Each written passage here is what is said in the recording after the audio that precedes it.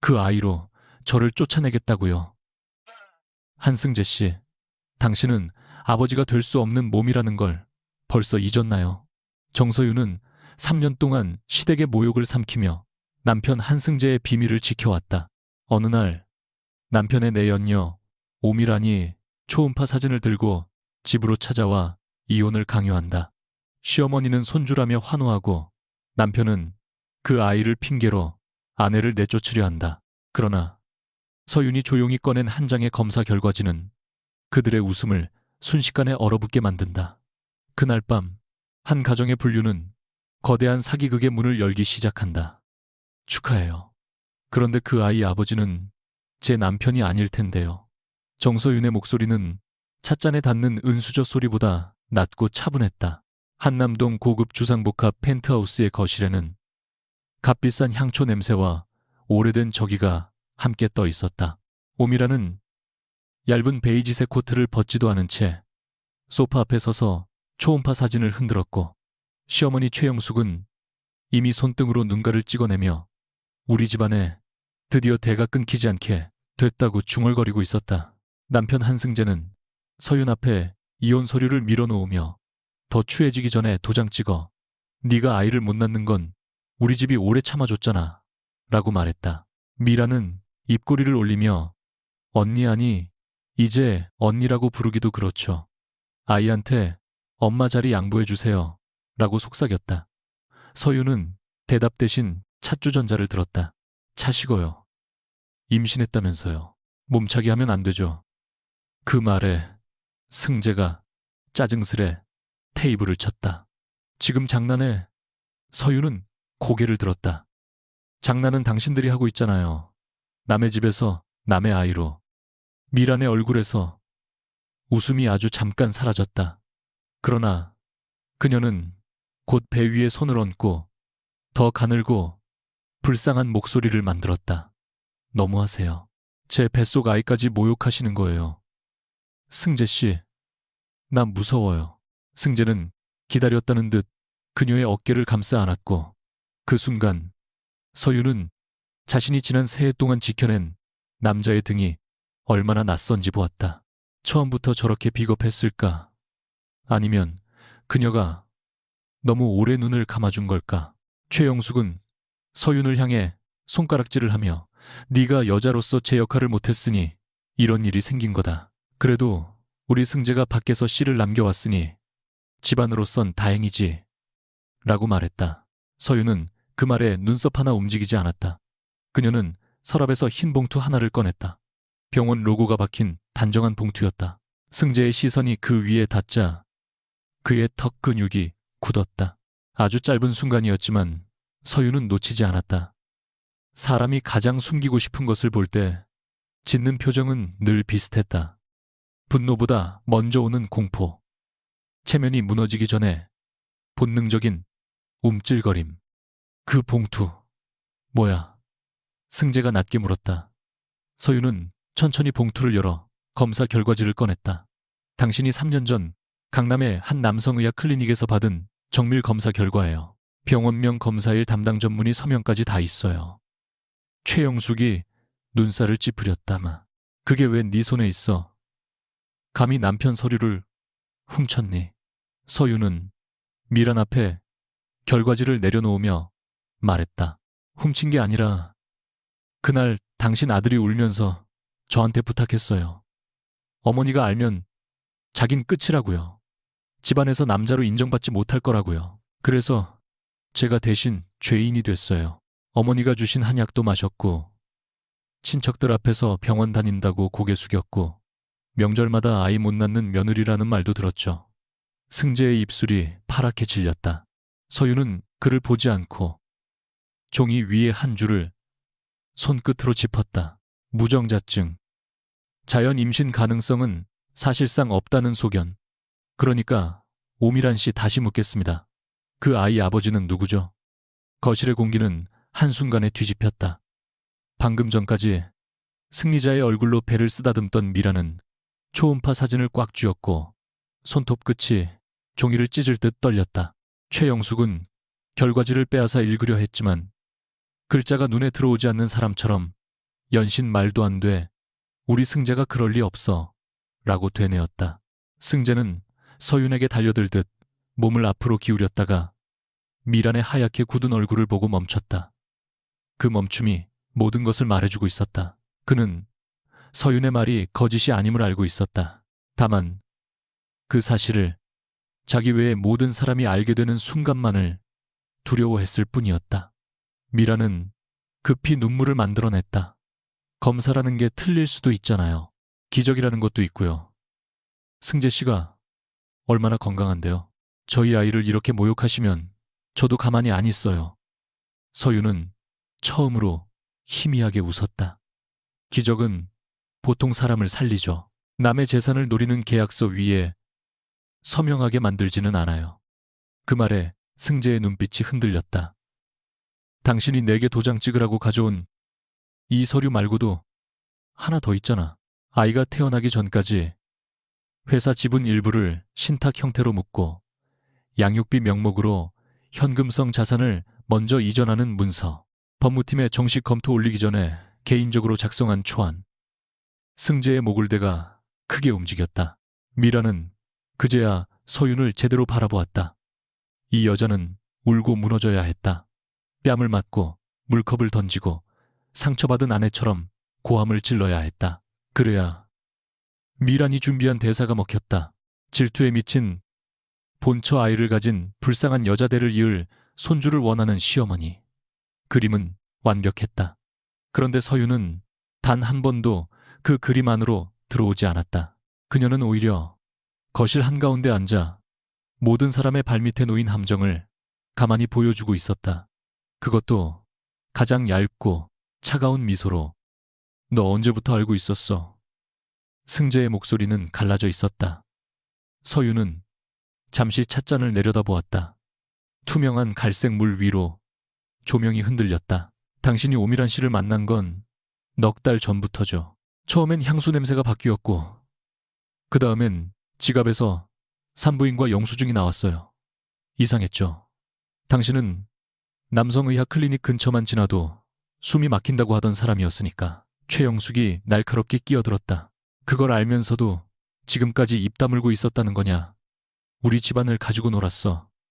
서윤은 천천히 고개를 들었다. 어머니, 제가 입을 다문 덕분에 지난 3년 동안 누가 살았는지 생각해보세요. 어머니 아들이요. 그런데 오늘은 더 이상 그럴 이유가 없어졌습니다. 승재가 주먹을 쥐었다. 정서윤, 너 지금 나 협박하는 거야. 서윤의 눈빛이 한층 차가워졌다. 아니, 협박은 아이가 있다며 아내를 내쫓고 재산을 빼앗으려 한 사람이 하는 거예요. 저는 확인을 요구하는 겁니다. 미라는 숨이 가빠지는 척하며 소파에 주저앉았다. 저 진짜 힘들어요. 이런 스트레스 받으면 아이한테 안 좋아요. 그녀는 배를 감싸며 최영숙 쪽으로 기대려 했지만 최영숙은 더 이상 그녀를 받아주지 못했다. 시어머니의 얼굴에는 환희와 의심이 뒤엉켜 있었다. 손주라는 단어가 그녀의 심장을 붙잡고 있었고 무정자증이라는 글자가 그 손주를 목졸라 죽이고 있었다. 승재는 미란의 팔을 잡아챘다. 누구애야? 그 말이 나오자 미란은 처음으로 진심으로 겁먹은 표정을 지었다. 왜 이래요, 오빠? 저 믿는다면서요. 저한테 이러면 안 되잖아요. 승재의 눈동자가 핏발로 젖었다. 그는 남편으로서 서윤을 배신한 죄보다 남자로서 미란에게 속았을 가능성에 더 크게 무너지고 있었다. 서윤은 그 모습을 보며 묘한 허물을 느꼈다. 그녀가 3년 동안 지켜준 자존심은 결국 사랑받을 자격이 있는 상처가 아니었다. 그것은 남을 짓밟아야만 서 있을 수 있는 부서진 왕관이었다. 초인종이 울린 것은 그때였다. 모두가 얼어붙은 사이 서윤이 먼저 일어나 현관 쪽 패널을 확인했다. 화면 속에는 검은 코트를 입은 남자가 서 있었다. 짙은 눈썹, 무표정한 얼굴, 지나치게 단정한 자세. 서윤은 그를 한 번도 본 적 없었지만 이름은 알고 있었다. 강두윤, 도윤투자 파트너스의 대표이자 최근 한성바이오의 내부 거래를 검토하고 있다는 남자. 서윤은 문을 열었다. 강도윤은 거실 안의 분위기를 한눈에 훑었고 테이블 위 검사 결과지와 초음파 사진 찢어진 이혼 서류 모서리를 차례로 보았다. 그는 감정을 드러내지 않는 목소리로 말했다. 늦은 시간에 실례합니다. 한승재 이사님께 확인할 문서가 있어 왔습니다. 승재는 이를 악물었다. 지금은 나가시죠. 가족 문제입니다. 도윤의 시선이 미란에게 잠깐 머문 뒤 다시 승재에게 돌아갔다. 가족 문제라면 제가 올 이유가 없습니다. 그런데 태아신탁 명목으로 회사 지분과 현금성 자산을 이전하려 한 문서에 제 회사 자금이 연결돼 있습니다. 그건 가족 문제가 아니라 거래 문제입니다. 서윤은 도윤의 말을 들으며 눈꺼풀을 천천히 내렸다 올렸다. 예상보다 빠르다고 생각했다. 그녀는 아직 그를 부르지 않았다. 적어도 오늘 밤은 이 집안에서 승재와 미란이 서로를 향해 칼을 꺼내게 두고 다음날 변호사를 통해 자료를 넘길 계획이었다. 그런데 도윤은 이미 냄새를 맡고 있었다. 승재는 당황을 분노로 덮으려 했다. 대표님, 지금 제 아내가 제 개인 병원 기록을 들고 난리치는 중입니다. 이런 자리에 끼어드실 일이 아닙니다. 도윤은 그제야 서윤을 똑바로 보았다. 차갑고 날카로운 시선이었다. 개인 의료 기록을 거래 협상이나 이혼 압박에 사용하는 건 위험한 일입니다. 그의 말은 서윤을 향해 있었고 서윤은 그 안에 담긴 불신을 읽었다. 그녀는 짧게 웃었다. 저를 고발하러 오신 건가요? 아니면 당신 돈이 어디로 흘러가는지 보러 오신 건가요? 도윤은 한 박자 늦게 대답했다. 둘 다일 수도 있습니다. 그 솔직함이 오히려 마음에 들지 않았다. 이 집안에는 이미 너무 많은 거짓말쟁이가 있었다. 그런데 저 남자는 거짓을 숨길 생각조차 없어 보였다. 미라는 상황이 자신에게 불리하게 돌아가자 갑자기 울음을 터뜨렸다. 다들 왜 저한테만 이러세요? 저는 아이를 지키고 싶었을 뿐이에요. 승재 씨가 먼저 이혼한다고 했고 저는 아무것도 바라지 않았어요. 서윤은 테이블 위에서 초음파 사진을 집어들었다. 사진 아래쪽에는 병원명 일부가 흐릿하게 지워져 있었다. 아무것도 바라지 않은 사람이 왜 병원 이름을 지웠을까요? 그리고 왜 오늘 가져온 건 원본이 아니라 복사본이죠? 미란의 입술이 굳었다. 최영숙도 그제야 사진을 빼앗아 보려 했다. 도윤은 사진을 힐끗 보고는 낮게 말했다. 초음파 사진만으로는 친자 관계도 임신 경위도 증명되지 않습니다. 그런데 이 사진을 근거로 지분 이전 문서를 만들었다면 문제는 커집니다. 승재는 미란을 향해 한 걸음 다가갔다. 너 누구랑 짰어? 미란은 고개를 저었다. 아니야. 오빠, 저 여자가 우리 갈라놓으려고 그러는 거야. 검사 결과도 옛날 거잖아. 지금은 달라졌을 수도 있잖아요. 그 순간 서윤은 조용히 휴대전화를 켰다. 화면에는 병원 예약 확인 문자와 날짜별 메모가 정리돼 있었다. 그럼 내일 같이 검사 받으세요. 산부인과도 친자 확인을 위한 상담도 남성의학과 재검도 세 군데 모두 제가 예약해드릴 수 있어요. 침묵은 대답보다 정직했다. 미라는 아무 말도 하지 못했고 승재는 그녀의 침묵을 보며 숨을 거칠게 몰아쉬었다. 최영숙은 소파에 주저앉아 이게 무슨 망신이냐고 중얼거렸지만 서윤은 더 이상 그 말에 상처받지 않았다. 망신이라는 단어는 늘 약한 사람에게 던져졌다. 잘못한 사람이 아니라 잘못을 드러낸 사람에게. 그녀는 3년 동안 그 단어에 묶여 있었다. 아이를 못 낳는 며느리 남편을 병원에 끌고 다니는 예민한 여자 집안에 복을 막는 사람. 이제 그 낙인은 제 주인을 찾아 돌아가고 있었다. 도윤은 그녀의 옆모습을 보며 처음으로 판단을 조금 거두었다. 이 여자는 승리를 즐기는 얼굴이 아니었다. 너무 오래 물속에 잠겨 있다가 겨우 숨을 쉬는 사람처럼 오히려 고요하게 지쳐 있었다. 하지만 그 고요함이 더 위험해 보이기도 했다.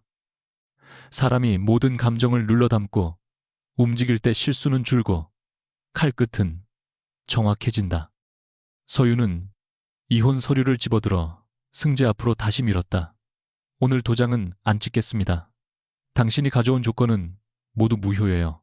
재산 분할 위자료, 허위, 사실, 유포, 그리고 내 명예를 훼손한 부분까지 전부 법적으로 정리하겠습니다. 승재가 비웃으려 했지만 입꼬리가 올라가지 않았다. 네가 뭘 할 수 있는데? 서유는 서류 봉투를 닫으며 대답했다. 내가 그동안 아무것도 안 한 게 아니니까요. 도윤의 눈빛이 아주 미세하게 변했다. 그 문장은 협박이 아니라 통보였다. 미라는 가방을 움켜쥐고 일어나려 했다. 저 먼저 갈게요. 몸이 안 좋아서요. 승재가 그녀의 손목을 잡았다. 아무데도 못 가. 미란이 비명을 삼키듯 숨을 들이켰고 서유는 그 손을 바라보며 낮게 말했다. 놓으세요. 여기서 폭력까지 저지르면 당신에게 남는 건 더 적어질 겁니다. 승재는 서윤을 노려보았지만 손을 풀었다. 그가 처음으로 그녀의 말을 들은 순간이었다. 사랑 때문이 아니라 두려움 때문이었다는 사실이 조금 우스웠다. 도윤은 현관 쪽으로 한 걸음 물러나며 서윤에게 명함을 건넸다. 내일 오전 이 거래 문서에 관해 설명이 필요합니다. 정서윤 씨도 관련 자료를 갖고 있다면 가져오십시오. 서윤은 명함을 받지 않고 잠시 바라보기만 했다. 저를 믿으세요. 도윤은 망설이지 않았다. 아직은 아닙니다. 서윤은 그 대답에 처음으로 아주 작게 웃었다. 좋네요. 저도 대표님을 믿지 않습니다. 일은 그러니로 전공. 그녀는 그제야 명함을 받아들었다. 두 사람 사이에 신뢰는 없었지만 적어도 거짓된 위로도 없었다. 그 정도면 이 집안의 누구보다 나았다. 도윤이 문을 나서기 직전 승재가 낮고 거칠게 말했다. 정서윤이 문 밖으로 나가는 순간 후회하게 될 거야. 서윤은 뒤돌아보지 않고 대답했다. 아니요, 한승재 씨. 제가 후회한 건 이 집에 너무 오래 머문 것뿐이에요. 그녀는 침실로 들어가 미리 싸두었던 작은 여행 가방을 끌고 나왔다.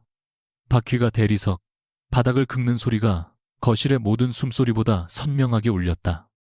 서윤이 현관문을 열자 복도의 차가운 공기가 얼굴에 닿았다. 집안에서는 최영숙의 흐느낌, 승재의 거친 숨, 미란의 억지 울음이 뒤엉켜 흘러나왔다. 한때 그녀가 가족이라고 부르려 애썼던 소리들이었다. 엘리베이터 앞에서 도윤이 기다리고 있었다. 그는 도와주겠다는 말도 괜찮냐는 말도 하지 않았다. 대신 닫히는 문틈 사이로 보이는 거실을 한 번 보고 말했다.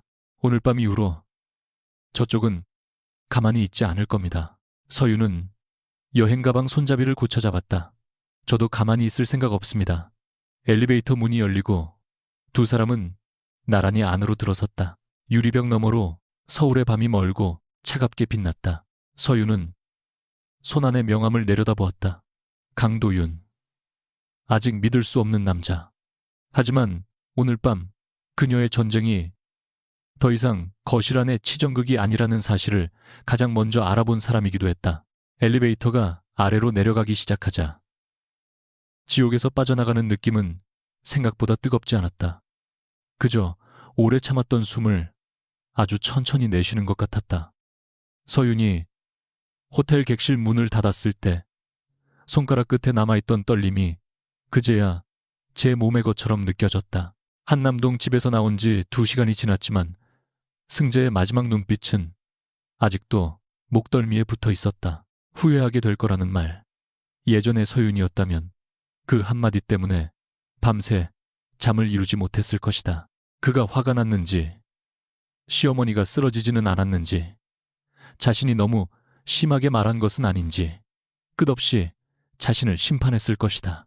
그러나 오늘 밤 그녀가 펼쳐놓은 것은 복수의 칼이라기보다 오래 닫아두었던 문서함이었다. 침대 위에는 작은 여행 가방 하나, 노트북, 휴대전화 2대, 그리고 지난 3년간 그녀가 모아온 녹음 파일 목록이 놓여 있었다. 서윤은 물 한 모금을 마시고 노트북을 열었다. 화면에 저장된 폴더 이름은 단순했다. 결혼 생활. 그 안에는 날짜별로 정리된 병원 영수증, 시어머니의 문자 승재가 울먹이며 보냈던 음성 메시지, 그리고 오늘 밤 미란이 초음파 사진을 흔들던 영상 일부가 있었다.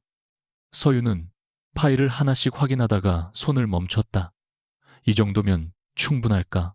아니, 충분하다는 말은 늘 자신을 속이는 말이었다. 저들은 그녀가 준비한 것보다 더 더럽게 움직일 사람들이었다. 다음날 아침, 한성가의 오래된 저택에서는 가족회의라는 이름의 재판이 열렸다. 최영숙은 밤새 잠을 자지 못한 사람처럼 얼굴이 부어 있었지만 목소리만은 날카로웠다. 그녀는 기다란 식탁 끝에 앉아 승재에게 그 여자부터 조용히 시켜야 한다. 병원 기록을 들고 집안을 흔드는 며느리는 며느리가 아니라 원수야라고 말했다. 승재는 와이셔츠 단추를 끝까지 잠그지 못한 채 서류를 구기고 있었다. 그의 분노는 미란을 향해야 했지만 아직은 그럴 수 없었다. 미란의 배를 의심하는 순간 그는 자신이 불완전하다는 사실을 인정해야 했다. 그래서 그는 더 쉬운 적을 골랐다. 정서윤. 늘 참아주고 늘 대신 고개 숙였던 여자. 법무팀의 말에 의료기록 불법 취득, 명예훼손 협박, 뭐든 걸어. 그리고 기자 쪽도 알아봐. 정서윤이 질투에 미쳐서 임신한 여자를 모욕했다는 식이면 돼. 최영숙은 잠깐 망설이다가 그 아이는 어떻게 할 거냐고 물었다. 승재의 눈썹이 꿈틀거렸다. 그는 대답 대신 이를 악물었다. 아이가 자신의 피가 아니면 모든 것이 끝이었다. 하지만 자신의 피라고 믿으면 아직 체면을 살릴 길이 있었다. 그래서 그는 가장 어리석고도 절실한 선택을 했다. 믿기로 했다. 오미라는 같은 시각 강남의 한 오피스텔에서 화장을 다시 하고 있었다. 거울 속의 그녀는 어젯밤보다 창백했지만 눈빛은 더 계산적이었다. 휴대전화에는 저장되지 않은 번호로부터 짧은 메시지가 와 있었다. 흔들리지 마. 서명만 받으면 끝나. 미라는 입술 안쪽을 깨물며 답장을 지웠다. 그녀는 이 판이 이렇게 빨리 무너질 줄 몰랐다. 승재가 무정자증이라는 말은 예상 밖이었다. 아니 사실 완전히 예상 밖은 아니었다. 그는 가끔 이상할 만큼 아이 이야기에 예민했고 병원 검진이라는 단어만 나와도 술을 마셨다. 하지만 미라는 남자들이 제 몸의 약점을 끝까지 부정한다는 걸 잘 알았다. 그 약점을 찌르지 않고 오히려 감싸주는 척하면 그들은 스스로 지갑을 열었다. 그녀는 다시 배 위에 손을 얹었다. 이 배는 방패였고 열쇠였고 빚쟁이들에게서 벗어날 마지막 출구였다. 그녀는 승재에게 전화를 걸어 일부러 떨리는 목소리로 말했다. 오빠, 나 밤새 울었어요. 서윤 씨가 그렇게까지 나올 줄 몰랐어요. 아이 지키려면 빨리 안전장치가 필요해요. 오빠가 약속한 문서 오늘이라도 서명해 주세요. 그래야 저도 버틸 수 있어요. 승재는 잠시 말이 없었다. 그 침묵을 미라는 두려움이 아니라 부끄러움으로 읽었다. 남자의 부끄러움은 다루기 쉬웠다. 자존심이라는 이름만 붙여주면 됐다. 오전 11시 서윤은 여의도의 유리건물 로비에서 강도윤을 다시 만났다. 도윤투자 파트너스의 사무실은 불필요한 장식이 거의 없었고 사람들의 발걸음마저 숫자처럼 정확했다. 도윤은 회의실에 들어오자마자 인사말을 길게 하지 않았다. 그는 태블릿에 띄운 문서를 서윤 쪽으로 돌리며 한승재 이사가 지난주 요청한 자금 이동 초안입니다. 태아 신탁이라는 표현을 썼지만 실제로는 현금성 자산을 우선 이전하고 일부 지분에 대한 의결권을 묶는 구조입니다. 정서윤 씨가 어젯밤 말한 내용과 겹치는 부분이 있습니다. 라고 말했다. 서윤은 문서를 읽는 동안 표정을 바꾸지 않았다. 그러나 속은 차갑게 가라앉았다. 승재가 어리석은 줄은 알았지만 이렇게 서두를 줄은 몰랐다. 도윤은 그녀의 침묵을 오해한 듯 낮게 물었다. 이 문서의 존재를 어떻게 알았습니까? 서윤은 태블릿에서 눈을 떼지 않은 채 대답했다. 남편이 집에서 전화를 크게 하는 버릇이 있습니다. 자신이 중요한 사람이라는 걸 보여주고 싶어 하니까요. 도윤은 잠깐 그녀를 바라보았다. 그 답으로는 부족합니다. 서윤은 그제야 고개를 들었다. 대표님은 저를 증인으로 부른 겁니까? 피의자로 부른 겁니까? 도윤은 그녀의 날선 질문에도 눈빛을 피하지 않았다. 둘 중 어느 쪽인지 확인하는 중입니다. 정서윤 씨가 가진 의료 기록은 민감한 자료입니다. 그것이 어떻게 사용되느냐에 따라 사건의 방향이 달라질 수 있습니다. 그 말에 서윤의 손끝이 굳었다. 그녀는 도윤이 왜 그런 말을 하는지 몰랐다. 다만 그의 목소리에 단순한 도덕적 훈계 이상의 무언가가 섞여 있다는 것은 느꼈다. 서윤은 가방에서 작은 녹음기를 꺼내 테이블 위에 올렸다. 3년 전 한승재가 직접 제게 남긴 음성입니다. 어머니에게 들키면 죽고 싶을 것 같다고 했고 검사 결과를 제게 맡기겠다고 했습니다. 그 뒤로 저는 그 서류를 공개한 적이 없습니다. 어젯밤까지요. 도윤은 녹음기를 보았지만 바로 재생하지 않았다. 그럼 왜 어젯밤 공개했습니까? 서윤은 웃지 않았다. 그들이 제게 이혼 서류를 들이밀었기 때문이 아닙니다. 오미란 씨가 아이를 앞세워 제 자리와 재산을 요구했기 때문도 아닙니다. 제가 참으면 또 다른 거짓이 법적 문서가 될 상황이었기 때문입니다. 회의실, 유리벽 밖으로 직원들이 조용히 지나갔다. 도윤은 처음으로 그녀의 분노가 뜨겁지 않다는 걸 알았다. 오래 눌러둔 분노는 얼음처럼 단단해졌다. 그럼에도 도윤은 물러서지 않았다. 한 가지 더 묻겠습니다. 정서윤 씨는 한승재 이사의 불임 사실을 알고도 가족에게 숨겼습니다. 그 결과 시댁의 압박을 본인이 감당했습니다. 왜 그렇게까지 했습니까? 서윤은 잠시 대답하지 못했다. 그 질문은 가장 싫은 곳을 찔렀다. 그녀는 사랑 때문이었다고 말하고 싶지 않았다. 사랑이라고 부르면 너무 초라해졌고 의리라고 부르면 너무 미련해졌다. 결국 그녀는 가장 건조한 말을 골랐다. 그때는 그게 결혼이라고 생각했습니다. 부부가 서로의 약점을 지키는 것, 제가 조금 더 견디면 언젠가 그 사람도 저를 지켜줄 거라고 믿었습니다. 도윤의 눈빛이 낮아졌다. 그는 그 대답을 비웃지 않았다. 대신 아주 짧게 숨을 들이마셨다. 그의 아버지도 한때 누군가를 지켜주려다 모든 것을 잃었다. 병원의 내부 고발 자료가 언론에 흘러나가던 날, 가족은 진실과 사생활 사이에서 찢어졌다. 그래서 도윤은 의료 기록이 무기처럼 흔들리는 장면을 혐오했다. 하지만 눈앞의 여자는 그것을 칼처럼 휘두른 사람이 아니라 너무 오래 품에 안고 피를 흘린 사람에 가까웠다. 그는 그 사실을 인정하고 싶지 않았지만 이미 판단은 조금 흔들리고 있었다. 회의는 끝나지 않은 채 더 날카로운 방향으로 흘렀다. 도윤은 미란의 이름이 적힌 자료를 펼쳤다. 오미란 씨에 대해 확인한 것은 많지 않습니다.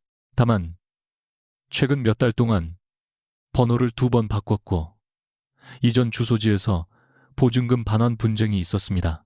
그리고 한성바이오와 직접 관련 없는 외부 컨설팅 업체 직원과 반복적으로 만난 기록이 있습니다. 서윤은 그 업체 이름을 보자 눈가가 미세하게 굳었다. 어젯밤 미란이 흘리고 간 말 한 조각이 떠올랐다. 아이에게 엄마, 자리 양보해 주세요. 그 말은 단순한 조롱이 아니라 이미 자리를 얻었다고 믿는 사람의 선언이었다. 서윤은 가방에서 또 다른 종이를 꺼냈다. 그것은 승재가 몰래 작성한 생활비 계좌 출금 내역이었다. 이 계좌는 저와 한승재의 공동 생활비 계좌입니다. 2달 전부터 일정 금액이 현금으로 빠졌고 사용처가 명확하지 않습니다. 처음엔 외도 비용이라고 생각했습니다.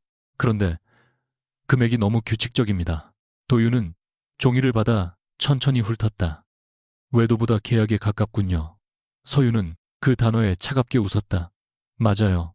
그 여자에게 사랑은 너무 비쌌고 제 남편은 자신이 사랑받는 줄 알 만큼 싸구려였습니다. 바로 그때 서윤의 휴대전화가 진동했다. 발신인은 최영숙이었다. 서윤은 받지 않으려 했지만 도윤이 조용히 말했다. 받으십시오. 녹음은 본인이 통화 당사자라면 가능합니다. 다만 사용 방식은 변호사와 상의해야 합니다. 서윤은 그의 말을 듣고 통화 버튼을 눌렀다. 최영숙의 목소리는 스피커를 켜지 않았는데도 회의실 안으로 새어나올 만큼 거칠었다. 당장 집으로 와. 네가 어젯밤 벌인 짓 때문에 승재가 회사에서 망신당하게 생겼다. 미란이는 충격받아서 병원에 간다더라. 너는 여자 마음도 없니? 서유는 눈을 감았다가 떴다. 어머니, 제가 가면 무엇을 원하십니까? 최영숙은 기다렸다는 듯 말했다. 검사 결과는 오래된 착오였다고 해. 네가 아이 못 낳는 스트레스 때문에 말을 잘못했다고 하면 된다. 이혼은 시켜줄 테니 조용히 나가. 대신 네가 가져간 돈이나 서류는 전부 돌려놓고. 서류는 잠깐 침묵했다. 그 침묵을 항복으로 착각한 최영숙이 덧붙였다. 너 하나만 입 다물면 다 산다. 집안도 살고 승재도 살고 그 아이도 산다. 서유는 낮게 대답했다. 그동안 제가 입 다물어서 산 사람은 늘 어머니 아들뿐이었습니다. 이제 저는 제 입을 막는 대가를 받지 않겠습니다. 통화가 끊기자 회의실에는 무겁고 깨끗한 정적이 남았다. 도윤은 서윤이 휴대전화를 내려놓는 손을 보았다. 떨리지 않는 손이었다. 그러나 너무 힘을 준 탓에 손가락 관절이 하얗게 변해 있었다. 그는 냉정하게 말해야 했다. 지금 집으로 가면 위험합니다. 저쪽은 정서윤 씨를 감정적으로 흔들어 말을 받아내려 할 가능성이 큽니다. 변호사를 선임하고 공식 통로로만 대응하십시오. 서윤은 고개를 저었다. 아니요, 오늘 가야 합니다. 도윤의 눈썹이 아주 조금 움직였다. 왜입니까? 서윤은 가방을 닫으며 말했다. 오미란 씨가 병원에 간다고 했죠. 정말 충격 때문이라면 산부인과 진료 기록이 남을 겁니다. 하지만 그 여자는 오늘 병원에 가지 않을 가능성이 큽니다. 대신 승재 씨에게 서명을 받으려 하겠죠. 시어머니가 저를 부른 건 우연이 아니라 판을 다시 짜려는 겁니다.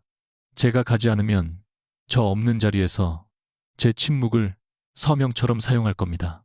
도윤은 차갑게 말했다. 그건 무모합니다. 서윤은 문 앞에서 돌아섰다. 대표님 말이 맞아요. 저는 늘 무모하게 참았습니다. 오늘은 무모하게라도 확인할 겁니다. 서윤의 선택은 옳지 않을 수도 있었다. 그녀 자신도 알고 있었다. 변호사를 기다리고 문서를 정리하고 공식 절차로 움직이는 것이 가장 안전했다.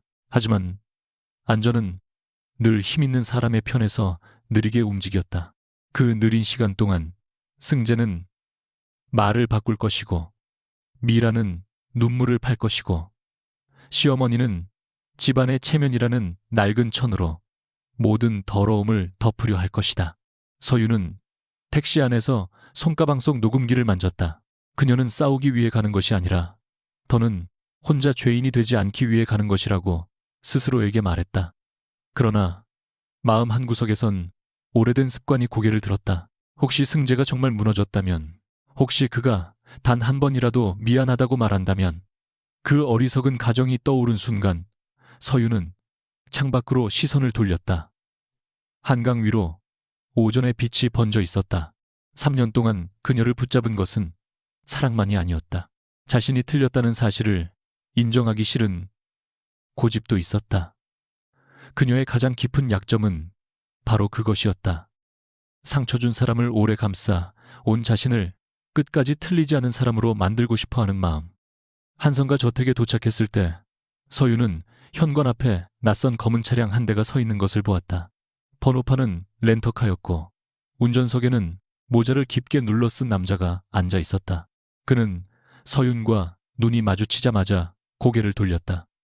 서윤은 그 장면을 휴대전화 카메라에 담고 안으로 들어갔다. 거실에는 승재와 최영숙, 그리고 생각보다 멀쩡한 얼굴에 미란이 앉아 있었다. 테이블 위에는 따뜻한 차 대신 두꺼운 서류철이 놓여 있었다. 미란은 서윤을 보자마자 눈가를 붉히며 서윤 씨, 저 정말 이러고 싶지 않았어요. 그런데 아이를 지키려면 어쩔 수 없어요. 라고 말했다. 승재는 피곤한 얼굴로 서류를 밀었다. 어젯밤 일은 없던 걸로 해. 대신 이혼은 조용히 진행해. 미란과 아이에 관한 말도 밖으로 꺼내지 마. 그러면 너한테도 나쁘지 않은 조건을 줄게. 서유는 서류 첫 장을 넘겼다. 거기에는 비밀 유지 합의와 재산 관련 포기 조항이 섞여 있었다. 그녀가 웃음을 흘리자 최영숙이 소리쳤다. 웃어. 아직도 네 처지를 몰라. 서유는 차분히 대답했다. 제 처지는 압니다. 그런데 어머니는 아직도 제 침묵이 공짜라고 생각하시네요. 그 순간 미란의 휴대전화 화면이 짧게 켜졌다. 서윤의 자리에서는 메시지 일부만 보였다. 오늘 안에 도장. 아니면 우리도 움직여. 미란은 급히 화면을 뒤집었지만 서윤은 이미 보았다. 승재도 보았는지는 알 수 없었다. 그는 자신이 보고 싶은 것만 보는데 익숙한 사람이었으니까.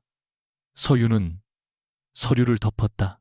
친자 확인 상담, 남성의학과, 재검 산부인과, 진료 동의. 이 세 가지에 모두 응하면 이혼 조건을 논의하겠습니다. 미라는 의자에서 벌떡 일어났다. 임신한 여자한테 너무 잔인하세요. 어떻게 뱃속 아이를 의심해요. 서윤은 그녀를 똑바로 보았다. 의심받기 싫으면 증명하면 됩니다. 당신이 가져온 초음파 사진 한 장으로 제 인생을 끝내려 했으면서 왜 당신 인생은 확인받으면 안 되죠? 승재가 테이블을 내리쳤다. 그만해. 검사 얘기 다시 꺼내지 마. 그의 목소리에는 분노보다 공포가 많았다. 서윤은 그 공포를 이제 더 이상 대신 덮어주지 않기로 했다. 싫어요. 당신의 공포는 이제 당신 몫입니다. 파고 저택을 나오자 도윤의 차가 길 건너에 서 있었다. 서윤은 놀라지 않으려 했지만 표정이 먼저 굳었다. 도윤은 차창을 내리고 말했다. 택시로 혼자 들어가는 걸 보고 따라왔습니다. 감시가 아니라 거래 문서가 오늘 움직일 가능성이 있다고 판단했습니다. 서윤은 피곤한 눈으로 그를 보았다. 대표님은 늘 그렇게 사람을 불편하게 배려합니까? 도윤은 대답 대신 조수석 문을 열었다. 방금 저택 앞 차량 번호는 확인했습니다. 오미란 씨가 만났다는 외부 컨설팅 업체 직원 명의와 연결될 가능성이 있습니다. 확정은 아닙니다. 서윤은 차에 타지 않고 잠시 서 있었다. 누군가의 도움을 받는 일은 그녀에게 아직 굴욕처럼 느껴졌다. 도윤은 그 마음을 눈치챈 듯 덧붙였다. 정서윤 씨를 구하겠다는 말이 아닙니다. 제 돈과 회사가 이용당하는 걸 막는 겁니다. 그제야 서윤은 조수석에 앉았다. 그 말은 믿을 수 있겠네요. 차가 출발하자 도윤은 조용히 물었다. 방금 안에서 뭘 봤습니까? 서윤은 창밖을 보며 대답했다. 오미란 씨는 혼자가 아닙니다. 그런공 오미란 씨는 그리고 제 남편은 아직도 자신이 속고 있다는 사실보다 자신이 남자가 아닐지도 모른다는 소문을 더 두려워합니다. 도윤은 핸들을 쥔 손에 힘을 주었다. 그 두려움이 가장 위험합니다. 그런 사람은 진실을 막기 위해 더 큰 거짓에 서명합니다. 서윤은 대답하지 않았다. 그녀는 이미 알고 있었다. 그래서 더 늦기 전에 그 거짓의 손목을 잡아야 했다. 그날 오후 서윤에게 한 통의 메시지가 도착했다. 발신인은 알 수 없었다. 내용은 짧았다. 조용히 이혼하지 않으면 네가 숨긴 병원 기록부터 세상에 뿌리겠다. 사람들은 네가 남편을 망가뜨린 여자라고 믿게 될 거야. 서윤은 화면을 오래 바라보다가 도윤에게 그대로 전달했다. 몇 분 뒤 도윤에게서 답이 왔다. 삭제하지 마십시오. 그리고 오늘부터 혼자 움직이지 마십시오. 명령처럼 짧은 문장이었지만 이상하게도 서윤은 화가 나지 않았다. 그녀는 호텔 객실 책상에 앉아 녹음 파일 하나를 재생했다. 3년 전에 승재가 울먹이며 말하고 있었다. 서윤아, 제발 엄마한테 말하지 마. 나 이 집에서 끝장이야. 그 목소리를 듣는 순간 서윤의 눈가가 처음으로 흔들렸다. 그녀가 지킨 사람은 어디에도 없었다. 남은 것은 그 비밀을 방패 삼아 그녀를 찌르려는 남자뿐이었다. 서윤은 파일 이름을 바꾸었다. 보호가 아니라 증거. 그리고 그 아래에 오늘 날짜를 적었다. 이제 그녀의 침묵은 누구의 피난처도 되지 않을 것이다.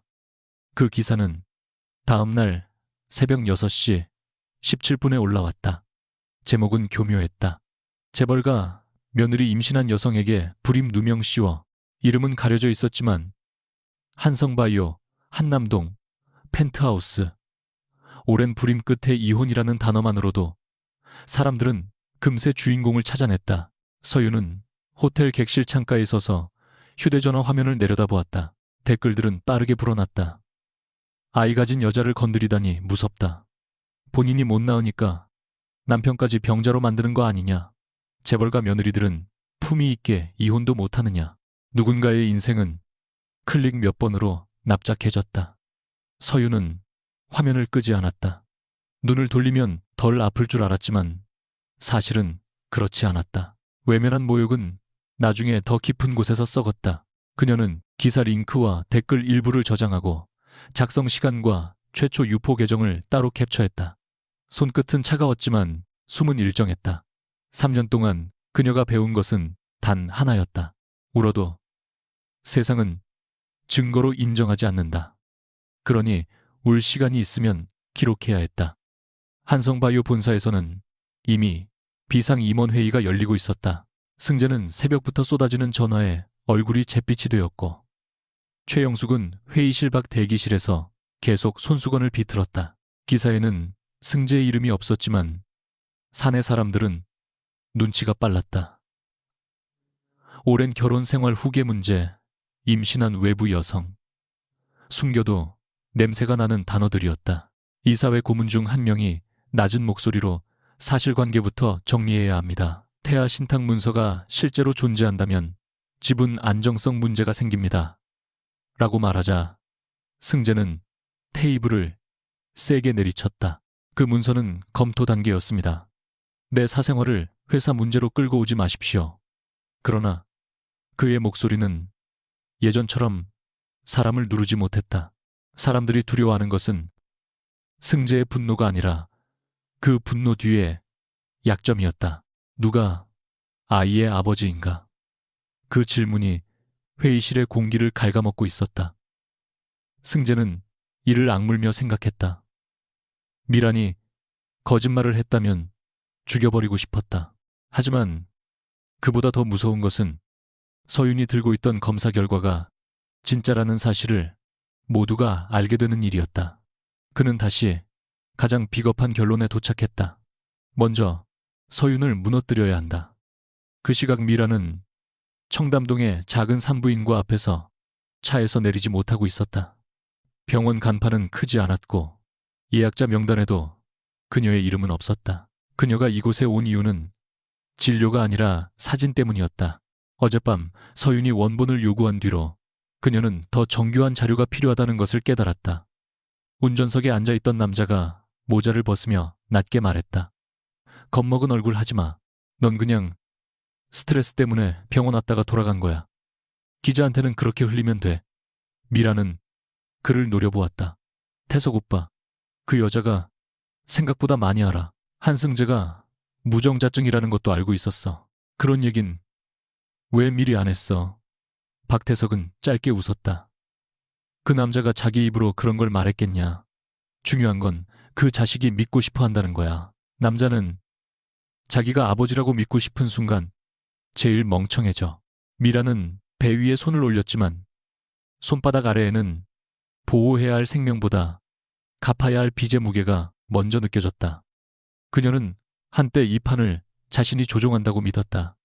그러나 지금은 빚쟁이와 승재와 서윤 사이에서 점점 좁아지는 유리상자 안에 갇힌 기분이었다. 그래도 멈출 수는 없었다. 멈추는 순간 가장 먼저 부서질 사람은 자신이었다. 도윤은 오전 내내 기사 유포 경로와 자금 이동 기록을 맞춰보았다. 최초로 기사를 올린 매체는 유명하지 않았지만 링크가 퍼진 속도는 지나치게 빨랐다. 누군가 돈을 썼다는 뜻이었다. 그는 사무실 유리벽 너머로 직원에게 짧게 지시했다. 최초 제보 메일에 서버 경로 확인해. 합법적으로 받을 수 있는 범위까지만. 그리고 어제 저택 앞 렌터카 번호 외부 컨설팅 업체와 연결되는지 다시 봐. 직원이 나가자 도윤은 서윤이 보낸 협박 메시지를 다시 열었다. 남편을 망가뜨린 여자. 그 문장은 그에게 낯익은 독을 품고 있었다. 오래전 그의 어머니도 비슷한 말을 들었다. 남편을 고발해 병원을 무너뜨린 여자 가족보다 진실을 택한 여자. 사실은 달랐지만 세상은 늘 복잡한 진실보다 쉬운 악녀를 좋아했다. 도윤은 서윤에게 전화를 걸었다. 그녀는 세 번째 신호음에서 받았다. 봤습니까? 도윤이 묻자 서윤은 담담하게 대답했다. 네. 예상보다 문장이 서툴고 예상대로 방향은 잔인하네요. 그는 잠시 침묵했다. 혼자 견디는 척하지 마십시오. 지금은 감정 문제가 아니라 여론 조작입니다. 서윤은 낮게 웃었다. 대표님은 걱정도 보고서처럼 하시네요. 도윤은 부정하지 않았다. 보고서가 사람을 살릴 때도 있습니다. 그날 오후 서윤은 변호사 사무실로 가는 대신 한성가 저택으로 다시 향했다. 도윤은 반대했지만 그녀는 이번에도 자기 선택을 밀어붙였다. 이유는 하나였다. 최영숙이 직접 전화해 네가 한 번만 집안 어른들 앞에서 사과하면 기사도 막아주겠다고 했기 때문이다. 사과라는 말은 함정이었다. 하지만 함정은 때로 안으로 들어가야 구조를 볼 수 있었다. 저택 응접실에는 최영숙뿐 아니라 한성가의 친척 2명과 오래된 고문 변호사가 앉아 있었다. 승재는 창가에 서 있었고 미라는 일부러 창백한 화장을 하고 담요를 두른 채 소파 안쪽에 몸을 웅크리고 있었다. 최영숙은 서윤을 보자마자 차갑게 말했다. 네가 사람이라면 저 아이와 뱃속 생명 앞에서 먼저 고개 숙여야 한다. 서윤은 방 안을 천천히 둘러보았다. 제가 사과하면 기사는 내려갑니까? 고문 변호사가 점잖게 끼어들었다. 정 여사님께서 감정적으로 과장된 발언을 했다는 정도의 입장문이면 됩니다. 이혼 조건도 나쁘지 않게 조정할 수 있습니다. 서윤은 그를 바라보며 물었다. 감정적으로 과장된 발언이란 게 제 남편이 자연 임신을 할 수 없다는 사실을 말합니까? 아니면 그 사실을 3년 동안 숨기고 제가 죄인이 된 쪽을 말합니까? 응접실의 공기가 얼어붙었다. 승재가 낮게 으르렁거렸다. 정서윤, 마지막으로 기회 주는 거야. 기사 더 커지면 너도 끝이야. 서윤은 그를 바라보았다. 한때 그녀는 이 남자의 손이 떨릴 때마다 자신의 손을 내밀었다. 병원 주차장에서 그는 차 안에 얼굴을 묻고 울었다. 나 남자 아니래. 서윤아, 나 어떡해. 그때 그녀는 그를 끌어안고 말했다. 당신은 검사 결과 하나로 정해지는 사람이 아니야. 그 말은 진심이었다. 그래서 더 아팠다. 그녀는 그 사람을 살리려 했는데 그는 그 말의 의미를 배우지 못했다. 그는 여전히 검사 결과 하나에 짓눌려 있었고 그 짓눌림을 견디기 위해 아내를 밟고 있었다. 서윤은 천천히 가방에서 작은 녹음기를 꺼냈다. 제가 오늘 여기 온 건 사과하려는 게 아닙니다. 제가 왜 침묵했는지, 그리고 당신들이 그 침묵을 어떻게 이용했는지 확인하려고 왔습니다. 최영숙이 벌떡 일어났다. 그런 더러운 물건 치워. 그러나 서윤은 재생 버튼을 누르지 않았다. 아직은 아니었다. 그러나 그런가도란 이룬 그녀는 모두가 그 작은 기계에 시선을 빼앗긴 사이 미란이 담요 아래에서 휴대전화를 3번 연속 확인하는 것을 보았다. 불안은 늘 손끝으로 먼저 샌다. 도윤이 응접실 문을 열고 들어온 것은 그 직후였다. 그는 초대받지 않은 사람처럼 보이지 않았다. 오히려 오래전부터 예정된 회의에 늦지 않게 도착한 사람 같았다. 승재가 얼굴을 구기며 여긴 가족회의입니다 라고 하자 도윤은 차분히 서류 봉투를 들어보였다. 한성바이오 지분 이동이 제 회사 투자금과 연결되어 있으니 이해관계자로서 확인할 권리가 있습니다. 그리고 방금 전 해당 기사 최초 제보 계정과 한성바이오 외부 컨설팅 업체가 접촉한 정황이 확인됐습니다. 미란의 어깨가 아주 작게 움찔했다. 서윤은 그 움직임을 보았다. 최영숙은 믿기 싫다는 듯 그게 다만 기사, 태아, 신탁, 문서, 렌터카, 그리고 오미란 씨가 오늘 오전 방문했다고 주장한 산부인과 기록 사이에 맞지 않는 부분이 있습니다. 미라는 곧바로 눈물을 흘렸다. 대표님까지 저를 의심하세요. 임신한 여자가 병원 좀 간 게 죄예요. 도윤은 냉정하게 대답했다. 병원에 갔다는 주장을 했는데 접수 기록이 없는 것은 죄가 아닙니다. 하지만 그 주장을 근거로 여론을 만들었다면 다른 문제입니다. 서유는 그 말을 듣는 순간 자신이 혼자가 아니라는 사실보다 더 불편한 감각을 느꼈다. 안도감이었다. 그녀는 누군가가 자신의 편에 서는 것에 익숙하지 않았다. 정확히 말하면 편이라는 단어를 믿지 않았다. 승재도 한때는 그녀의 편이라고 말했다. 시어머니도 처음엔 우리 집 사람이라고 불렀다. 그러나 필요할 때마다 그 편은 그녀의 등을 밀어 절벽 앞으로 세웠다. 도윤은 편을 들겠다고 말하지 않았다. 그는 그저 맞지 않는 숫자와 거짓말의 틈을 짚었다. 그래서 오히려 믿고 싶어졌다. 그 마음이 두려워 서유는 더 차갑게 말했다. 대표님, 제 일에 깊이 들어오지 않으셔도 됩니다. 도윤은 그녀를 보았다. 이미 들어왔습니다. 그리고 정서윤 씨가 혼자 들어가겠다고 고집부린 함정 안에 저까지 끌려 들어온 셈입니다. 그의 말투는 건조했지만 눈빛은 어젯밤보다 조금 달랐다. 비난보다 경고에 가까웠고 경고보다 걱정에 가까웠다. 서유는 그 사실을 알아차리고도 모른 척했다. 아직은 누구에게도 기대고 싶지 않았다. 기대는 순간 다시 무너질까봐. 그때 미란의 휴대전화가 크게 울렸다. 모두의 시선이 그녀에게 쏠렸다. 화면에는 저장되지 않은 번호가 떠 있었고 미란은 급히 전화를 끊으려 했지만 손이 미끄러져 스피커가 켜졌다. 남자의 낮은 목소리가 응접실에 흘러나왔다. 서명 받았어. 오늘 안에 못 받으면 내 뱃속에고 뭐고 우리도 못 기다려. 미란의 얼굴에서 피가 빠졌다. 그녀는 황급히 통화를 종료했지만 이미 늦었다. 승재의 눈이 천천히 돌아갔다. 누구야? 미란은 고개를 저었다. 아니야. 장난 전화야. 요즘 기자들이 너무 많아서. 승재가 다가가 휴대전화를 빼앗으려 하자 미란은 뒤로 물러났다. 그 짧은 몸싸움에 담요가 바닥으로 떨어졌고 미란의 가방 안에서 두꺼운 봉투 하나가 삐져나왔다. 서유는 그것을 보았다. 봉투 겉면에는 출국 관련 서류처럼 보이는 인쇄물이 끼워져 있었다. 도윤도 같은 것을 본 듯 시선이 날카로워졌다. 그러나 승재는 봉투보다 방금 들은 남자 목소리에 더 사로잡혀 있었다. 말해. 그놈 누구야? 네가 나한테 뭘 숨겼어? 그의 목소리는 점점 위험해졌다. 서유는 한 걸음 앞으로 나서며 말했다. 한승재 씨, 지금 여기서 손대면 모든 게 끝납니다. 승재는 그녀를 노려보았다. 넌 빠져. 서유는 물러서지 않았다.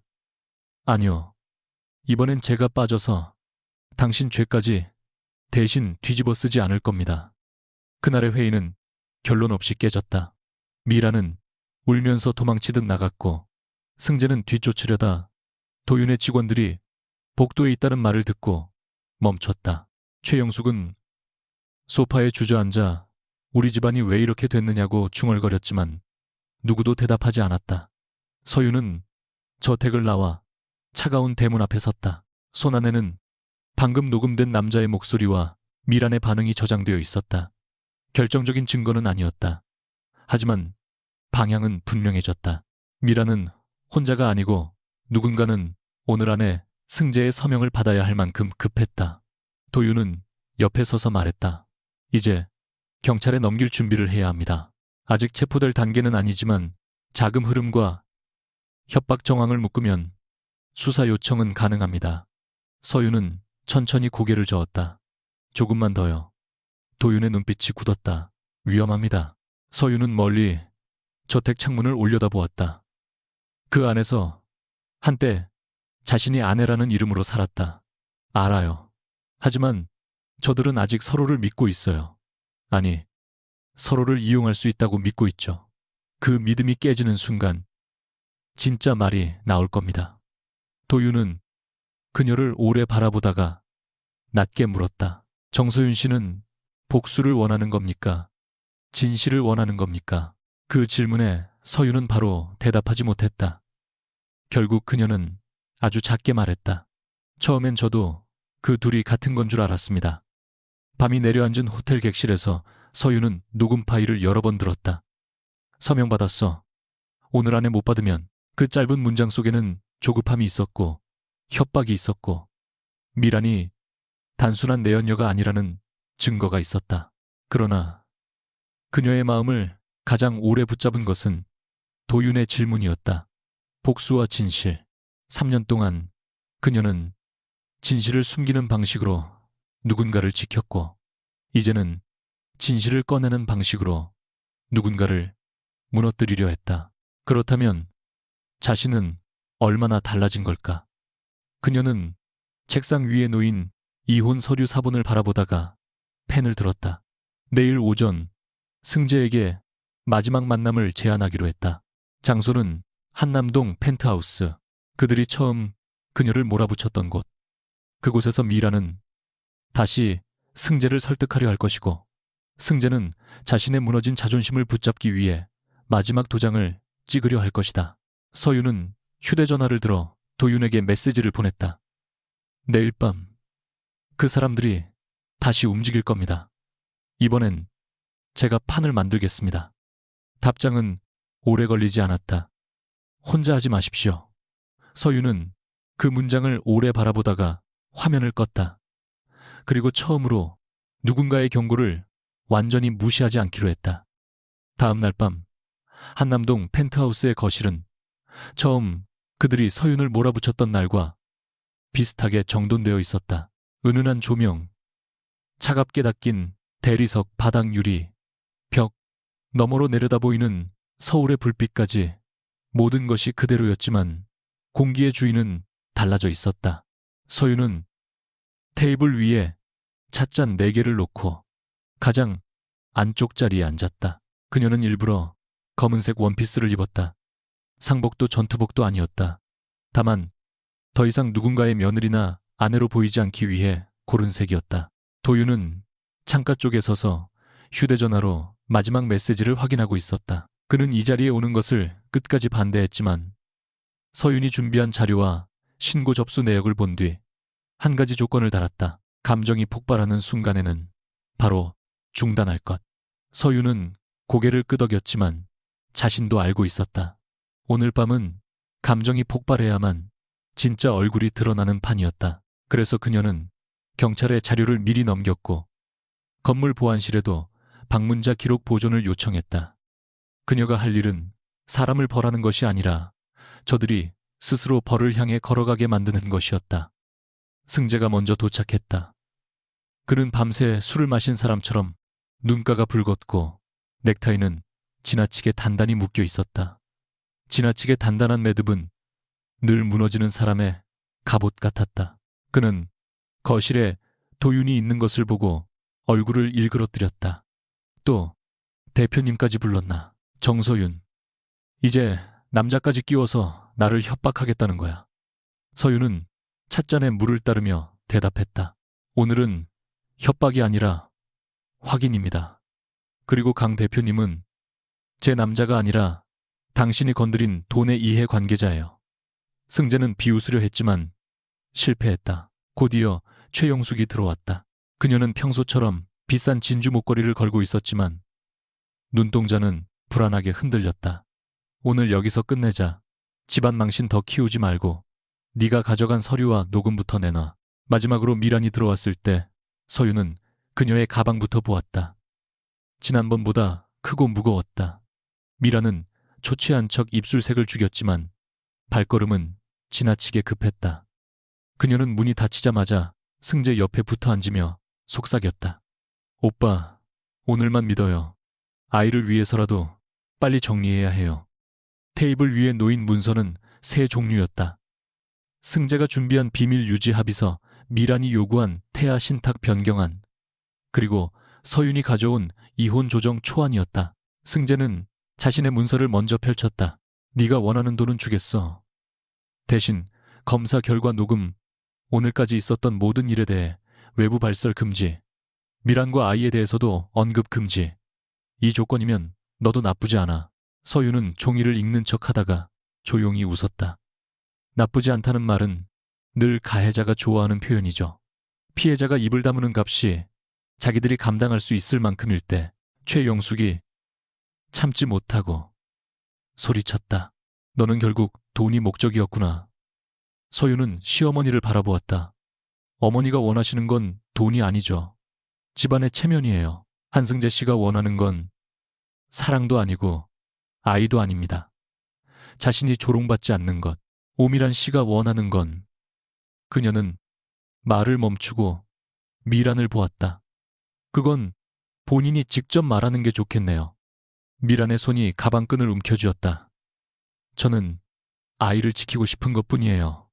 제발 그만 괴롭히세요. 도윤은 그 순간 태블릿을 켰다. 화면에는 여러 개의 거래 흐름이 날짜별로 정리되어 있었다. 그는 설명을 길게 하지 않았다. 오미란 씨가 주장한 임신 시점 이후 한승재 이사의 공동 계좌에서 일정 금액이 현금으로 빠져나갔습니다. 그중 일부는 외부 컨설팅 업체를 거쳐 박태석이라는 인물과 연결됐습니다. 박태석 씨는 오미란 씨와 최근 3차례 만났고 그중 한 번은 산부인과 방문을 주장한 날이었습니다. 승재가 미란을 돌아보았다. 박태석이 누구야? 미란은 즉시 고개를 저었다. 몰라요. 그런 사람 몰라요. 대표님이 뭔가 착각하신 거예요. 서유는 휴대전화를 테이블 위에 올리고 녹음 파일을 재생했다. 낮은 남자 목소리가 거실에 퍼졌다. 서명 받았어. 오늘 안에 못 받으면 내 뱃속에고 뭐고 우리도 못 기다려. 녹음이 끝나자 숨소리마저 날카롭게 들렸다. 서유는 미란에게 말했다. 장난 전화라고 했죠. 그런데 이 번호와 박태석 씨 번호 끝자리가 같습니다.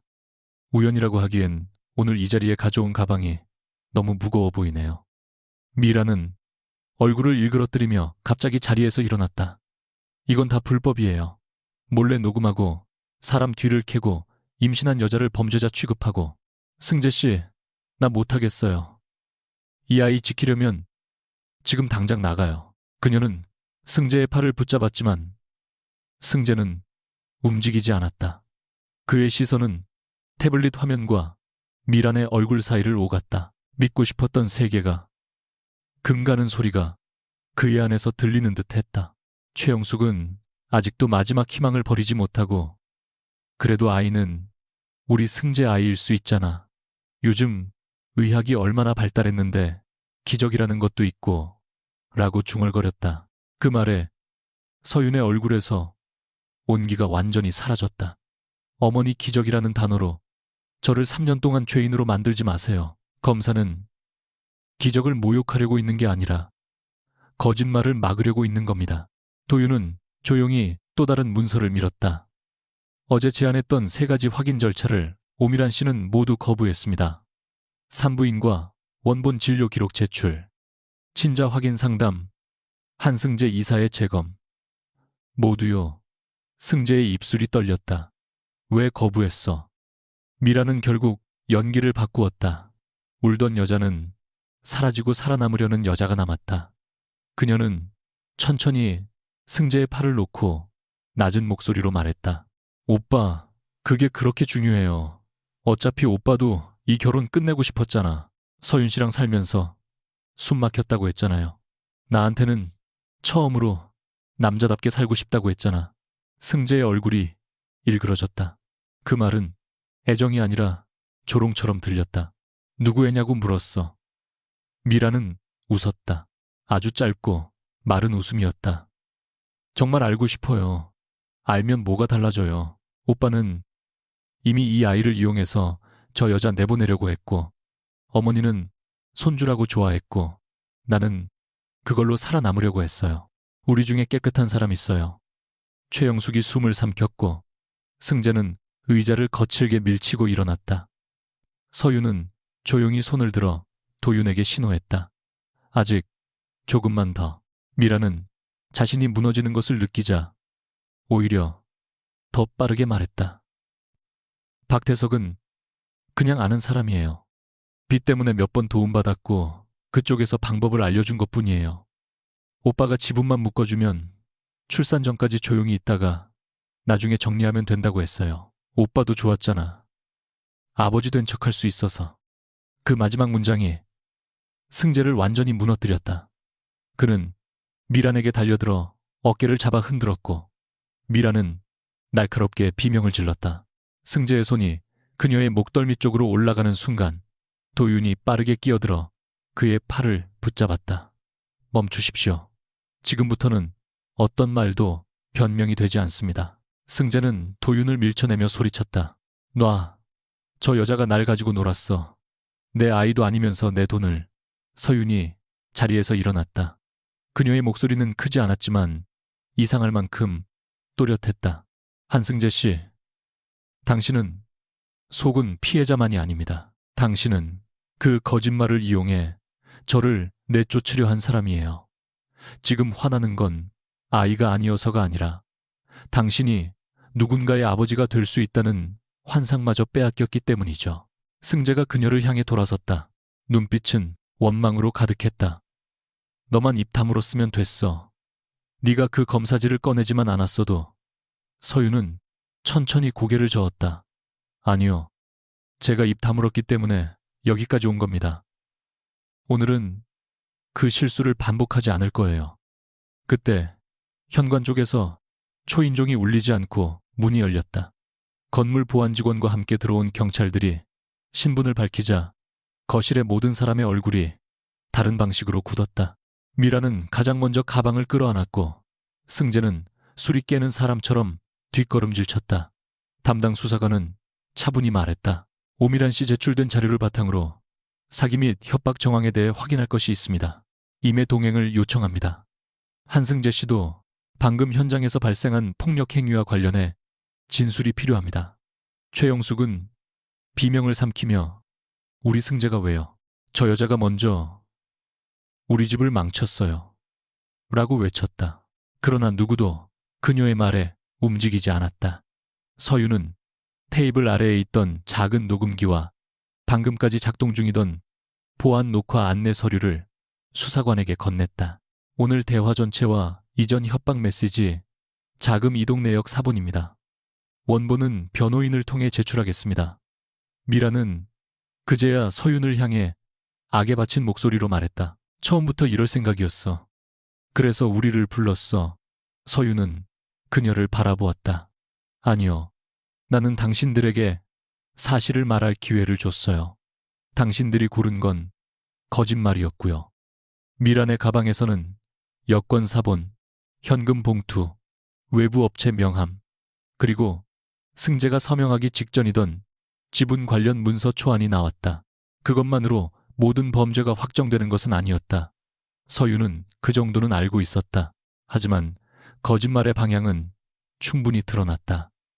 미라는 수사관에게 둘러싸인 채 울음을 터뜨렸고 이번에는 그 울음이 연기가 아니라 공포에 가까웠다. 승재는 수갑이 채워진 것은 아니었지만 경찰과 함께 나가야 한다는 말에 얼굴이 무너졌다. 그는 마지막으로 서윤을 돌아보았다. 네가 어떻게 나한테 이래? 내가 네 남편이었는데. 서윤은 가방에서 서명된 이혼 신청서 사본과 재산 보전 신청 접수증을 꺼내 그의 앞에 내려놓았다. 그래서 3년을 기다렸어요. 남편이니까 언젠가 사람답게 미안하다고 말할 줄 알았으니까. 그런데 당신은 내 침묵을 사랑으로 받은 게 아니라 약점으로 썼습니다.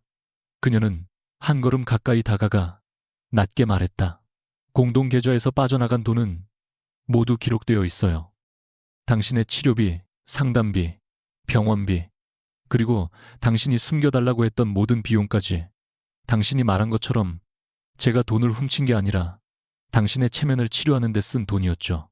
이제는 감옥이든 조사실이든 거기서 마음껏 아버지 흉내 내세요. 승재의 얼굴이 일그러졌지만 이번엔 아무 말도 하지 못했다.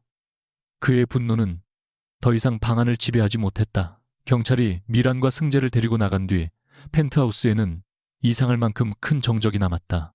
최영숙은 소파에 무너져 앉아 손으로 얼굴을 가렸다. 한때 서윤에게 손주를 못 낳는 며느리라고 말하던 여자는 이제 자기 아들이 어떤 거짓말 위에 서 있었는지 마주해야 했다. 그녀는 갈라진 목소리로 말했다.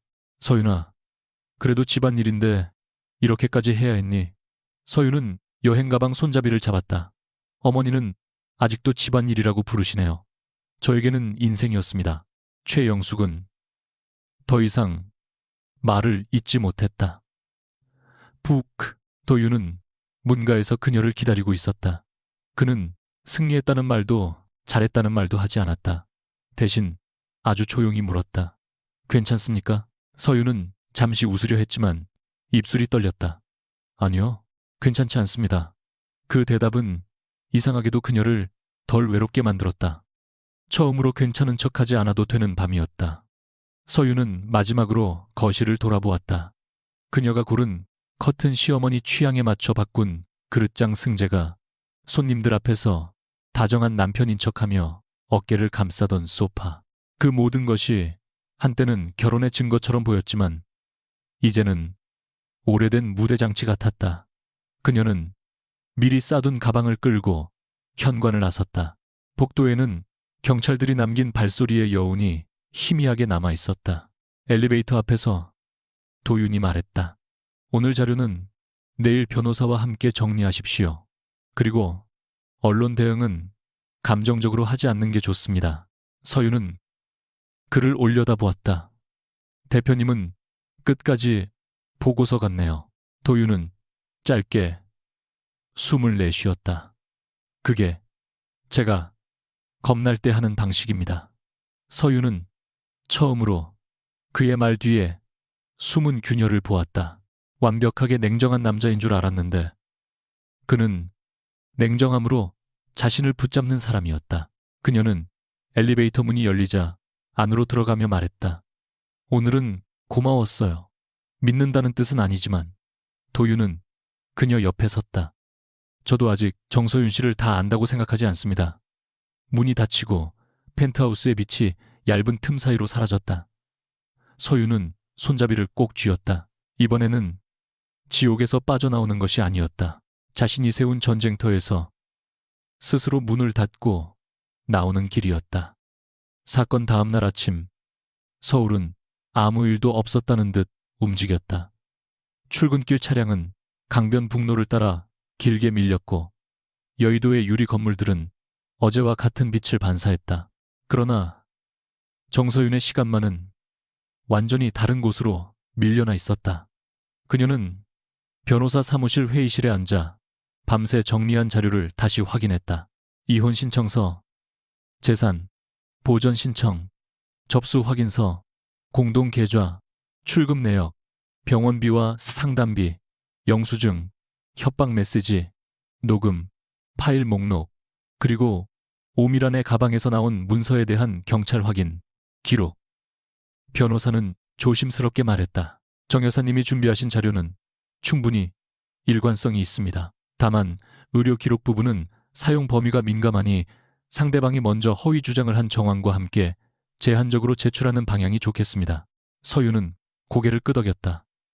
이제 그녀는 이기는 것보다 무너지지 않는 방법을 배워야 했다. 모든 진실을 한꺼번에 쏟아부으면 세상은 진실의 무게보다 자극적인 조각만 주어간다. 그녀가 원하는 것은 승재의 수치가 아니었다. 더는 자기 삶을 남의 거짓말 밑에 묻지 않는 것, 그 하나였다. 한승재는 경찰 조사를 받고 풀려났지만 예전의 자리로 돌아가지 못했다. 사건은 아직 수사 단계였고 그가 미란에게 속은 부분도 있었지만 회사 자산을 개인적인 후계 문제와 연결하려 한 정황은 이 사회에 충분한 충격을 주었다. 한성바이오의 임시회의에서 승재는 직무에서 물러나라는 통보를 받았다. 그는 회의실 한가운데 서서 나는 피해자입니다. 그 여자가 나를 속였고 내 아내가 이를 키웠습니다. 라고 외쳤지만 아무도 예전처럼 그의 목소리에 움츠러들지 않았다. 사람들은 분노한 남자를 두려워하지만 실패한 남자에게는 잔인할 만큼 빠르게 등을 돌린다. 최영숙은 복도 끝에서 그 장면을 바라보며 입술을 깨물었다.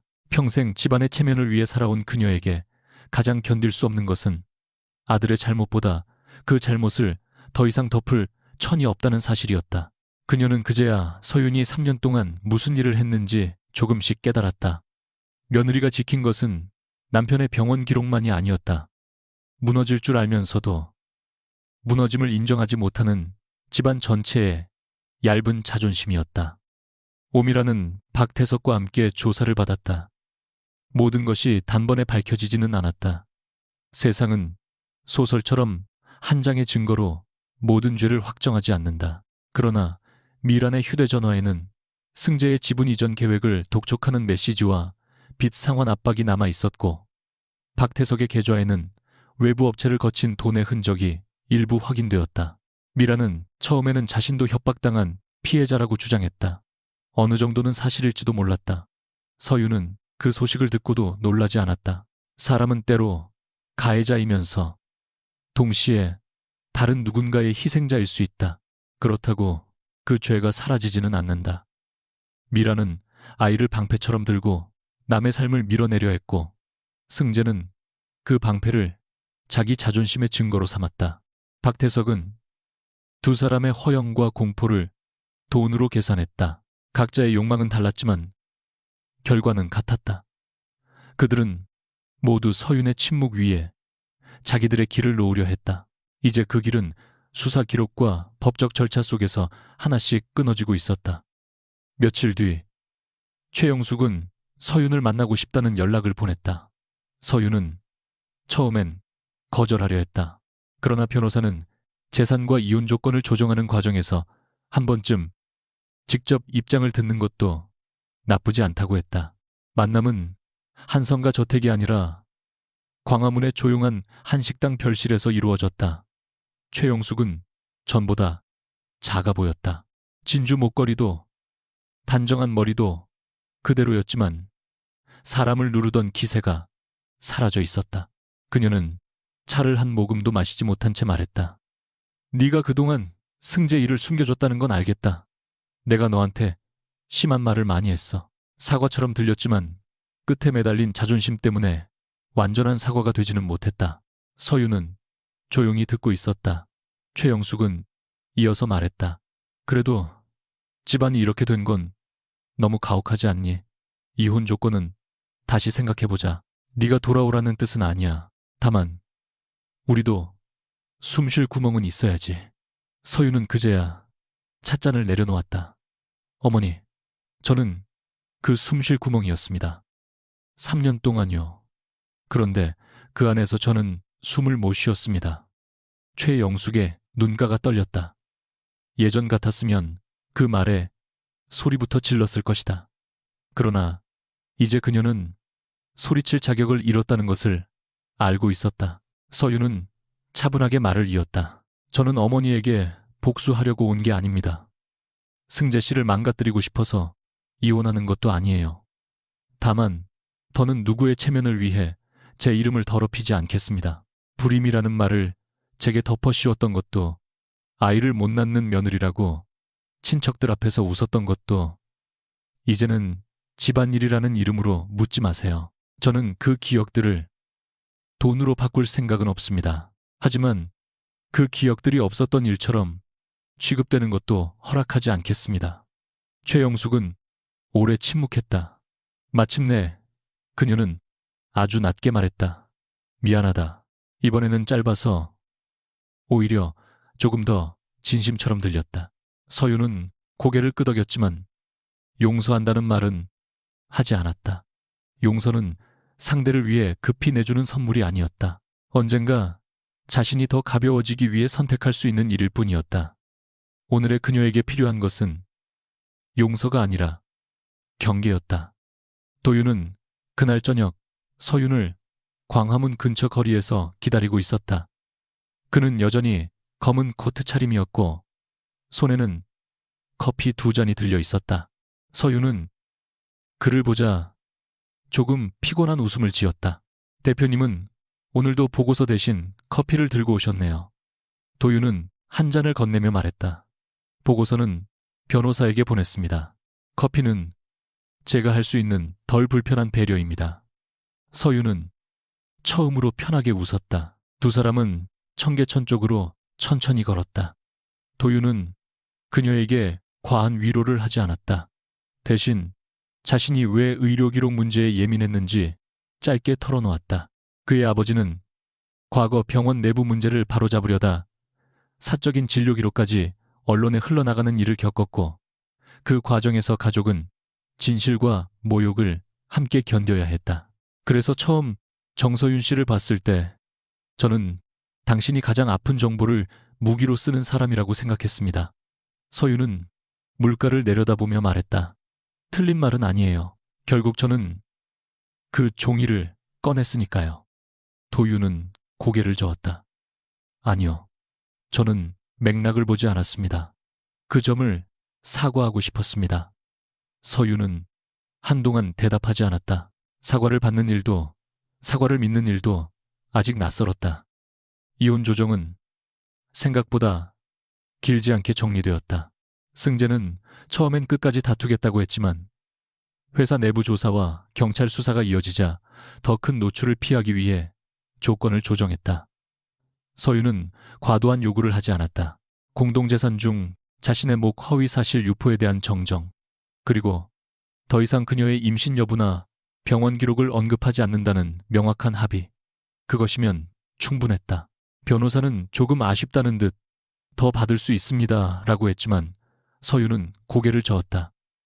더 가져가면 저도 저 사람들의 세계에 오래 남아 있어야 합니다. 저는 그 집에서 빨리 나오고 싶어요. 합의서에 서명하던 날 승재는 초췌한 얼굴로 그녀 앞에 앉았다. 그는 예전처럼 잘난 척하지도 소리치지도 않았다. 대신 깊이 패인 눈으로 말했다. 너는 정말 나를 사랑한 적이 있었어. 서윤은 펜을 내려놓고 그를 바라보았다. 이상하게도 화가 나지 않았다. 있었어요. 그래서 더는 당신 곁에 있으면 안 됩니다. 내가 사랑했던 사람은 당신이 될 수 있었던 가장 약한 순간이었지. 지금의 당신은 아니니까요. 승재는 입술을 떨었지만 아무 말도 하지 못했다. 그 침묵이 그가 할 수 있는 가장 늦은 사과처럼 느껴졌다. 서윤은 한남동 펜트하우스에 마지막으로 들렀다. 물건을 정리하기 위해서였다. 집은 비어 있었고 벽에 걸린 결혼사진은 이미 내려져 있었다. 그녀는 옷장 깊숙한 곳에서 작은 상자를 꺼냈다. 그 안에는 처음 신혼집에 들어오던 날 승재가 건넨 열쇠고리 시어머니에게 처음 받은 비취색 브로치, 그리고 병원 주차장에서 돌아와 밤새 울던 승재를 위해 쓴 편지가 있었다. 그녀는 편지를 펼치지 않았다. 어떤 마음은 다시 읽지 않아도 이미 충분히 오래 읽힌다. 대신 상자 안에서 자신의 여권과 오래된 자격증 파일을 꺼냈다. 결혼 전 그녀는 의료 데이터 관련 회사에서 일했고 숫자와 기록을 다루는 일에 능했다. 시댁은 그 일을 집안 며느리답지 않다며 그만두게 했다. 이제 그녀는 다시 시작하기로 했다. 누군가의 병원 기록이 무기가 되지 않도록, 그러나 진실이 묻히지도 않도록 돕는 일. 아이러니하게도 그녀가 가장 아팠던 곳이 앞으로 걸어갈 길의 방향이 되었다. 도윤은 그녀에게 함께 일하자는 제안을 했다. 처음에는 투자사 산하의 의료정보 윤리 프로젝트 자문이었다. 서윤은 바로 대답하지 않았다. 도윤이 이유를 묻자 그녀는 솔직히 말했다. 대표님과 일하면 또 누군가에게 기대게 될까봐 무섭습니다. 도윤은 잠시 생각하다가 대답했다. 기대는 것과 이용당하는 것은 다릅니다. 하지만 그 차이를 믿기 어려우면 계약서부터 아주 엄격하게 쓰죠. 서윤은 그 말에 웃음을 터뜨렸다. 로맨틱한 고백과는 거리가 멀었지만 그녀에게는 오히려 더 다정하게 들렸다. 도윤은 덧붙였다. 그리고 정서윤 씨가 원하지 않는 선은 넘지 않겠습니다. 일도, 감정도. 서윤은 그의 눈을 바라보았다. 그 눈빛에는 서두름이 없었다. 그녀를 구한 남자의 자만도, 상처 입은 여자를 빨리 위로하려는 조급함도 없었다. 그래서 그녀는 처음으로 아주 작은 가능성을 허락했다. 그럼 계약서부터 봅시다. 신뢰는 천천히 검토하고요. 도윤은 낮게 웃었다. 그 방식이 마음에 듭니다. 그럼 계절이 바뀌기 전 서윤은 한강이 보이는 작은 오피스텔로 이사했다. 펜트하우스보다 훨씬 작고 주차장도 불편하고 창문 틈으로 도시 소음이 들어왔다. 그러나 그곳에는 누구의 허락도 필요 없었다. 커튼색도 식탁 위치도 밤늦게 켜두는 스탠드 불빛도 모두 그녀의 선택이었다. 어느 토요일 아침 서윤은 창가에 앉아 새 프로젝트 제안서를 읽었다. 휴대전화에는 도윤의 메시지가 떠 있었다. 오늘 회의 전 커피는 제가 사겠습니다. 보고서 같은 배려 말고 조금 평범한 방식으로요. 서윤은 한참을 바라보다가 답장을 보냈다. 좋아요. 대신 달지 않은 걸로요. 전송 버튼을 누른 뒤 그녀는 창밖의 강물을 보았다. 여전히 상처는 남아 있었다. 배신당한 기억도 조롱받던 말들도 밤마다 문득 찾아오는 분노도 완전히 사라지지 않았다. 하지만 이제 그 상처는 누군가가 그녀를 죄인으로 몰기 위한 증거가 아니었다. 그녀가 어디서 빠져나왔고 어디로 가야 하는지 알려주는 지도였다. 몇 달 뒤 한성바이오의 소식은 신문 경제면 작은 기사로만 남았다. 한승재는 주요 직책에서 물러났고 오미란과 박태석의 사건은 법적 절차에 따라 진행되고 있었다. 최영숙은 더 이상 서윤에게 연락하지 않았다. 가끔 명절 즈음 짧은 사과 문자가 왔지만 서윤은 답하지 않을 때가 많았다. 침묵이 항상 도망은 아니었다. 어떤 침묵은 자신의 경계를 지키는 문이었다. 서윤은 새로운 회사 회의실에서 도윤과 마주 앉아 자료를 넘겼다. 두 사람은 아직 연인이라는 이름을 붙이지 않았다.